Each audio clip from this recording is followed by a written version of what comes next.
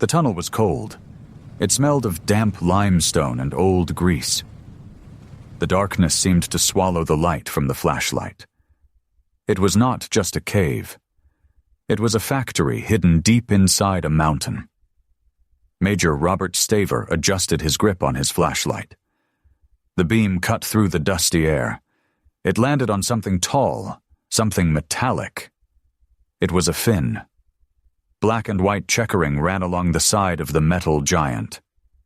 It was a V-2 rocket, the weapon that had terrorized London. It was standing right there, silent and dormant. This was the belly of the beast, the Mittelwerk factory. But Staver wasn't just looking at a weapon. He was looking at the future, and he knew he had to steal it before the new enemy arrived. If you want to uncover more history that has been hidden in the shadows, please take a moment to hit subscribe. It was May 1945. Germany lay in ruins. The Third Reich had collapsed into a pile of rubble and ash. The shooting had mostly stopped, but a new war was already beginning. A silent war. The United States and the Soviet Union were no longer allies. They were predators circling the same carcass. They both wanted the same thing: Nazi science. Deep in the Harz Mountains, the situation was critical. The Americans held the territory, but not for long. The politicians had drawn new lines on the map. This specific region, Thuringia, was scheduled to be handed over to the Soviets in less than 48 hours. Major Staver stood in the mud outside the tunnel entrance. He checked his watch. The glass was cracked, but the ticking hand was relentless. He wasn't just a soldier. He was a hunter for U.S. Ordnance. His prey wasn't land or gold. It was brains. According to his diary, the pressure was physical. He wrote, "The feeling is not of victory, but of theft. We are looting a burning house while the police are down the street." The air outside the mountain was thick with the smell of diesel and unwashed men. Jeeps roared past, kicking up slurry. The sky was a bruised purple, heavy with rain that refused to fall. A lieutenant ran up to Staver. He was breathless. His helmet was askew. "Major, the rail lines are bombed out." "Fix them," Staver said. "We don't have the engineers." "Then use the Germans." "I don't care how you do it. Nothing stays for Ivan." The lieutenant looked at the mountain. He looked back at Staver. "All of it?" "Every single screw." The tension in the camp was electric. This was not a standard evacuation. This was a robbery on a massive scale. Operation Overcast, soon to be renamed Paperclip, was in full swing. The goal was simple: capture the scientists, capture the technology, deny everything to the Russians. Staver walked back toward the makeshift command tent. He passed a line of German prisoners. They didn't look like soldiers. They wore civilian suits. Some wore long leather coats. They looked arrogant. They smoked cigarettes with a casual air, as if they were waiting for a bus, not a prison transport. These were the men who built the V-2. Staver stopped in front of one of them. The man was tall. He had a thick jaw and bright, intelligent eyes. He looked well-fed. "You are comfortable?" Staver asked. The German smiled. It was a sharp, predatory smile. "We are patient, Major." Staver felt a knot of anger in his stomach. Just a mile away lay the Camp Dora concentration camp. Staver had seen the bodies there. Skeletons with skin stretched over them. Thousands had died building these rockets in the tunnels. They had been worked to death in the damp dark. And here stood the architects, smoking American tobacco. But Staver had his orders. The twist was bitter. Washington didn't want justice. Washington wanted jet engines. They wanted guided missiles. They wanted to win the next war. Staver walked into the tent. He grabbed a piece of paper from the desk. It was a list. The Osenberg list, names of the top mines in the Reich. He sat down and wrote in his field journal. "It is a strange bargain we make. We trade our morality for velocity. I look at them and see monsters. My superiors look at them and see the moon." The complication arose at dawn. The Soviet advance guard was reported only 20 miles out. They were moving faster than expected. The Red Army knew what was in these mountains. They wanted the prize. Staver stood by the rail yard. The scene was chaotic. Cranes were lifting massive rocket fuselages onto flatbed cars. The cables groaned under the weight. "Faster!" Staver yelled. His voice cracked. A sergeant approached him. He looked worried. "Sir, the locals are talking. They say the Russians have paratroopers nearby." "Rumors," Staver said, though he didn't believe it himself. "If they catch us taking this." "They won't. Major, this is an act of war. Technically, this is their zone now. It's their zone when their boots are on the ground. Until then, it's mine." Staver turned back to the train. The locomotive was hissing steam. It looked like a dragon waking up.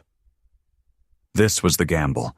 They were loading 100 V-2 rockets, enough firepower to level a city, and they were trying to sneak it out right under the nose of the Red Army. But the rockets were only half the equation.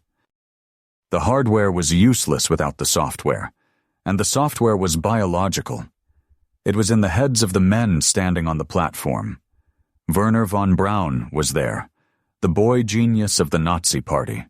He had a cast on his arm from a car accident. He stood surrounded by his team. He was giving orders to the American soldiers on how to load his rockets. Staver watched him. It was surreal. The prisoner was commanding the captors. Von Braun caught Staver's eye. He nodded, almost respectfully. Staver didn't nod back. The loading continued through the night. Floodlights cut through the gloom. The clanking of metal on metal was deafening. It sounded like a frantic heartbeat. Staver climbed onto the rear platform of the last train car. He checked the manifest, documents, blueprints, wind tunnel data, and the scientists. They were all accounted for. "Get us out of here," Staver signaled. The train jerked. The wheels screeched against the iron rails. Slowly, agonizingly, the heavy convoy began to move. They were heading west, toward the American zone. They passed through villages that were dark and silent. The people were hiding behind shutters. They knew the Russians were coming. They knew the Americans were leaving. Staver sat on a crate marked explosive. He lit a cigarette. His hands were shaking. He wasn't sure if it was the cold or the adrenaline. He took out a piece of paper. It was a letter he had started writing to his wife back in the States. "We are bringing guests home," he read to himself. "You won't believe who they are.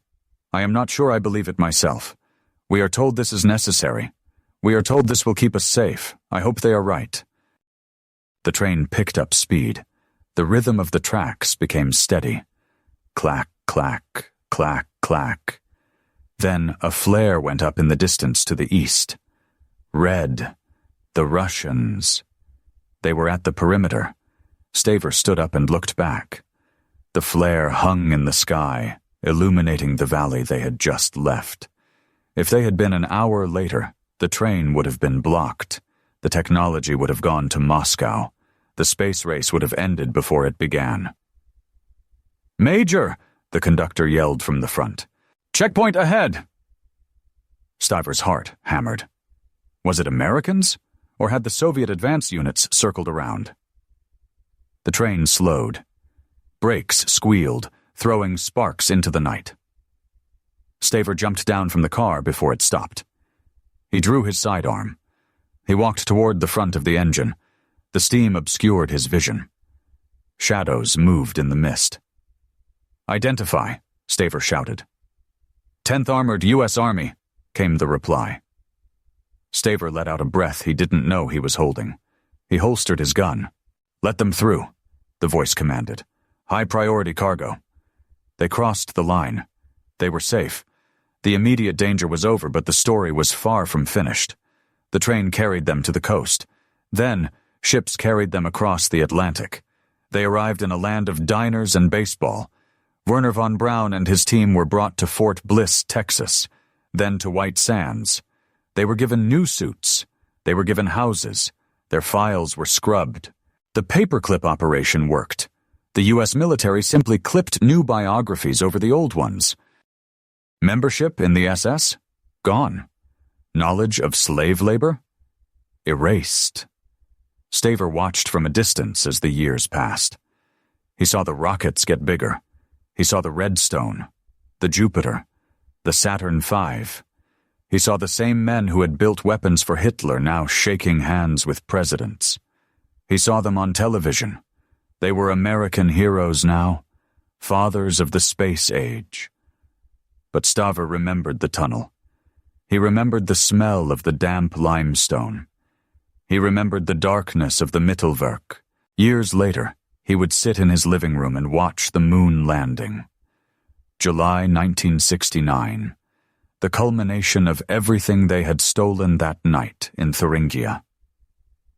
One small step for man, the voice crackled.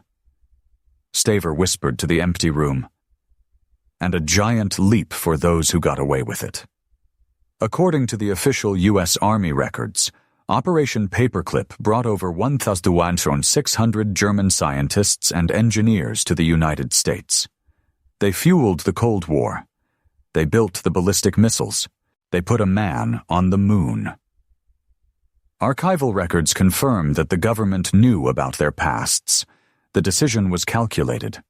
The threat of the Soviet Union was deemed greater than the need for justice. Historians still debate the morality of the mission. Was the technology worth the price of the soul? If you want more forgotten stories of real people who lived through the shadows of WWII, subscribe. This channel exists to bring their voices back. War creates heroes, but it also creates convenient amnesia. This was the secret mission that defined the 20th century. It proved that sometimes history isn't written by the victors. It is engineered by the survivors.